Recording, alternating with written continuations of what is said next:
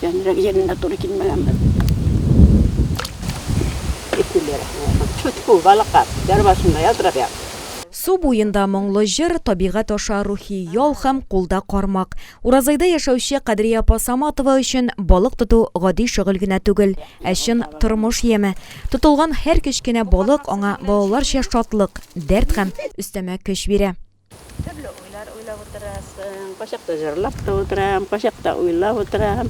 Nu var bir unutulup oturasın indi. Neyler deki barbar uylaysın indi de. Nu yemli indi. Nindiler uydanın nisi var anın. Şol juwana tırgan, juwata tırgan tesiri var balık tutunun.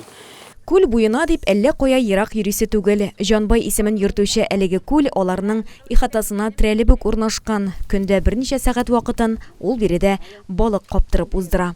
Su boyunda balıkça, ene şirte şirte diye, ne kova diye barlık dünyasın anlatar. Parmak falan balık tutar, ey oturur balıkça, su boyunda balıkça. Kabağa dinde. Әнә шулай җырлап та, балыклар белән сөйләшеп тә ала ул. Табигать кочагы аның күңелен тагын да яшәртә сыман.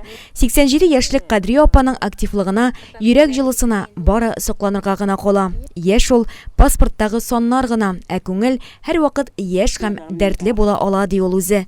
Иң мөһиме тормышны ярату һәм һәр мизгелдән ям таба белү. Һәр гомер узаттык саңа хәтле тотарга исәп. О, большой! Әлеге шөгыль белән лаеклы ялга чыккач та шөгыльләнә башлый Кадрия апа Саматова. Хәзерге көндә ул көненә берничә сәгать вакытын әлеге шөгыльләнә багышлый. 10 белән 12 арасында мен нитәм инде. Әнә шул чакларда. Төшәм дә шул чакта уңам. Ondan soң кич саат 5-тән соң каба башлыйлар инде.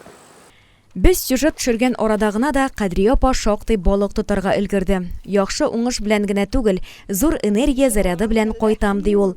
Тормышның һәр мизгелен тоя белү, табигать белән бер дулкында яшәү сере нәкъ менә шушы су буенда, җырда һәм шигырьдә яшерелгән.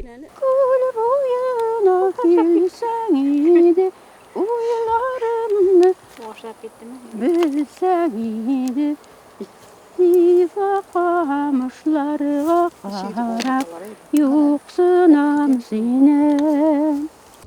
Регина Салахова, Актаныш телевидениесенең хәбәрләр программасы өчен.